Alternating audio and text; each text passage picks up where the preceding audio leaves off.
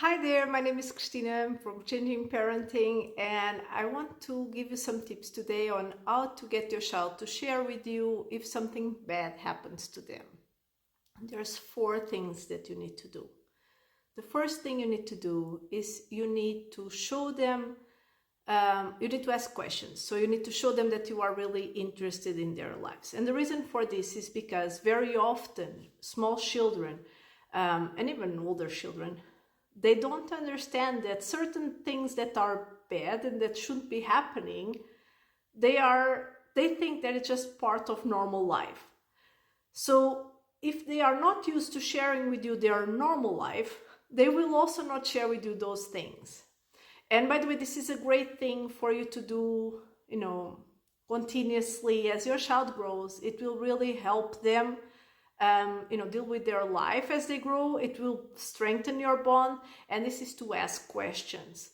So, and when I say ask questions, I don't mean like, how was your day? Did you have fun in the kindergarten? Because what answer will you get? What answer do you usually get when you ask those questions? It's okay, it was fine. Yeah.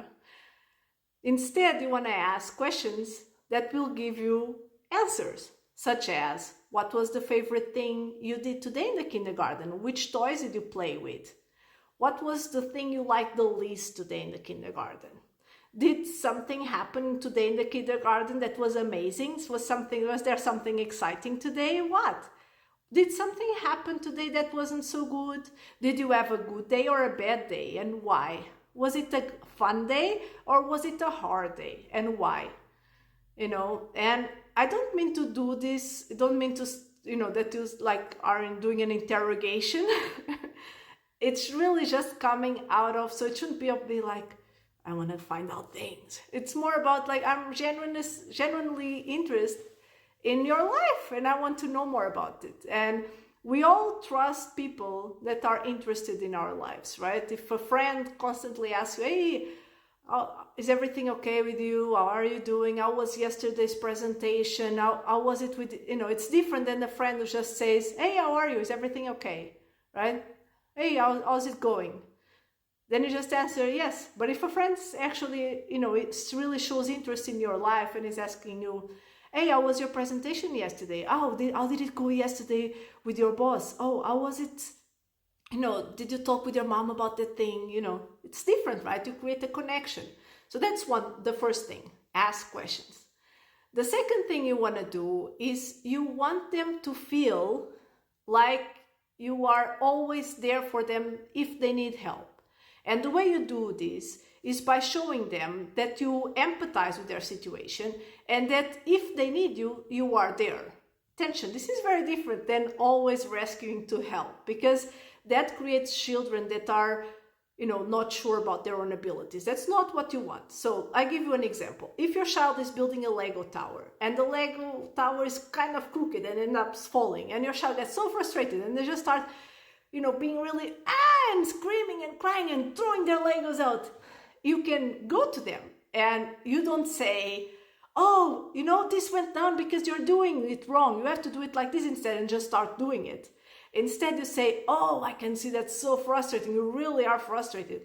I can totally get that. Sometimes I'm also frustrated because sometimes when we are putting a lot of effort into something and it just doesn't work, it's so frustrating. It's really frustrating. If you want my help, if you need help, I'm here. Or would you like to try by yourself? Maybe one thing you could try would be to make the tower more straight by putting more Legos on this side. Let me know if you want help. I know you can do this. So think about, I'm going to talk this in a way that maybe it's easier for you to understand. Think about that you're at work and you have a colleague that wrote you a really bad email. And you go to another colleague and you say, look at the email that this person sent me. If that person just got up and went to the other person and be like, hey, why did you write that email to this person? You would be really ashamed. You would feel like, oh my God, it's almost like I cannot defend myself, And you probably wouldn't go to that person again because you don't feel like they are really into helping you. I mean, you feel like they are just going to solve things for you, but in a way that it's not the right way for you. But instead, if that person said, oh, that's so bad. Like, she shouldn't have done that. That's really unfair. That happened to me a few days ago with another person, and I felt like this and like that, and it's so hard. Maybe you could try and talk to her and explain to her like that. If you want me to do it for you, let me know. That's very different. You feel like this person first understands what you're going through. They gave you some, suggestion of something you could do that really feels maybe helpful for you, and they offer to help you if you need it. You will probably go to that person if you need some help in the future. So ask questions, show that you are there to help if they need you. The third thing you want to do is to, make them feel, and this is really, really important. You need to make them feel that, you need to show them that certain things are not okay. So you need to, because as a child, they are still learning about how the world works, and certain things that for you as an adult are definitely not okay. And very often adults say, but why didn't the child say anything? This is so not okay. Like really hard things.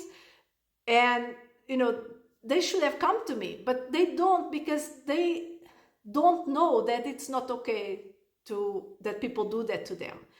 And it starts with the little things. So for instance, you can say, I don't know, imagine if your child is going to hurt you, you can put your hand in front and say, stop, I will not let you hurt me. It's my body. This children learn by modeling.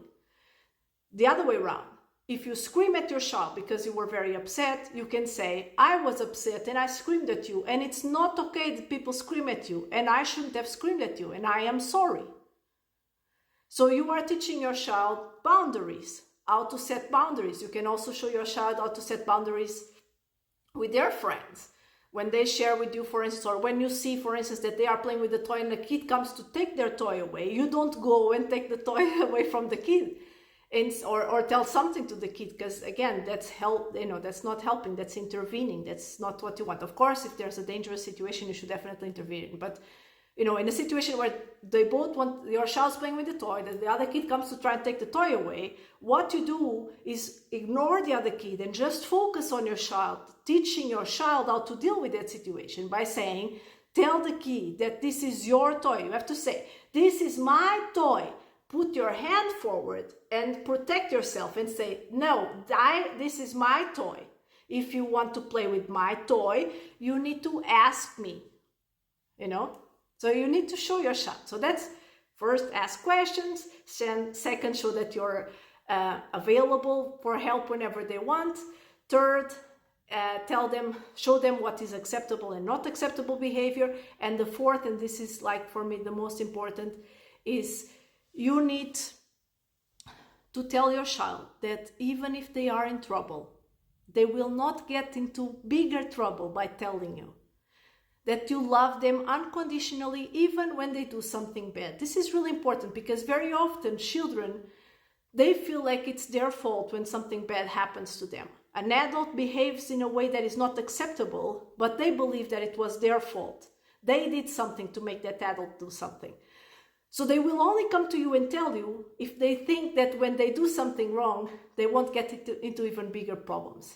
And the way you do this is by when your child drops something on the floor, when your child does, ruin something, instead of being like, what are you doing? You have to self-regulate, because you are the adult, and you have to tell your child, you made a mistake. Making a mistake is normal. It's okay to make mistakes. And when we make mistakes, we make amends. Let's clean this up. Let's do this together. Whenever you make a mistake, I always love you. I love you regardless of whether you make a mistake or not. It's not, I love you unconditionally. And when we make mistakes, we have to make amends.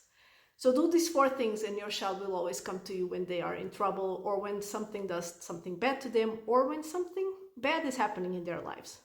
For more tips, follow me or go to changingparenting.com.